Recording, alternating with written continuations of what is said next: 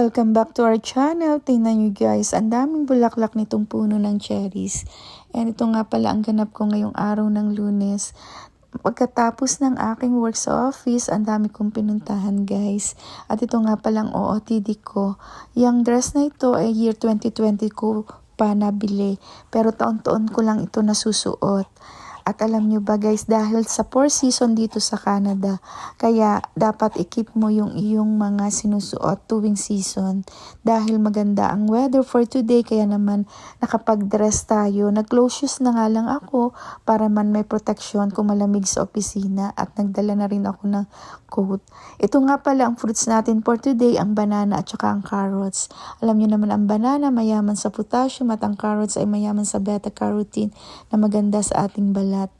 At napakaganda ng weather for today, kaya naman napansin ko itong bulaklak ng cherries na napakarami. Ito nga pala'y puno na nasa likod bahay namin. So 7:45 ito at 5 minutes ko lang drinay papunta sa work. Ayan, pagkatapos ng work, nagpunta naman ako dito sa pinagawaan ko ng kwintas para i-pick up.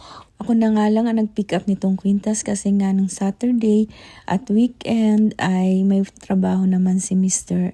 So pagkatapos ko nang ma-pick up ay napadaan ako dito sa Cha House at bumili ako nitong shake ng watermelon. Mas pinilito ko itong fresh fruits kasi nga hindi ko na pinalagyan ng sugar. At least ang sugar nito ay from the fruits. And hindi nakaka-guilty kasi hindi processed sugar. Napansin ko din ito na merong opening ang pink dito sa may Polo Park. Dahil nga araw ng Lunes ito, kaya hindi naman gaanong busy. Bihira kasi akong pumupunta ng mall pagkatapos ng work. Kasi kadalasan pagkatapos ng work ay umuwi na ako sa bahay.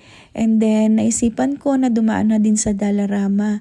Alam nyo ba na ang Dollarama ay isa sa pinakamalaki at pinakasikat na dollar store o variety store chain dito sa Canada. Ito ay tinatag noong 1992 at nagbebenta ng iba't ibang mga pang-araw-araw na produkto sa napakamurang halaga. Alam nyo ba na nag-aalok to ng malawak na uri ng bilihin gaya ng kagamitan sa bahay at kusina, mga pagkain at inumin, party supplies, mga laruan, kagamitan sa paaralan, opisina at mga iba pang pampaganda na sa murang halaga lamang. Mga nagkakahalaga lang ng $1 to $5 ang bawat isa. Pagkatapos nga ay dumiretso naman ako dito sa superstore para bumili ng mga prutas kasi hindi nakabili ng prutas si Mr. Mga gulay lang ang nabili niya.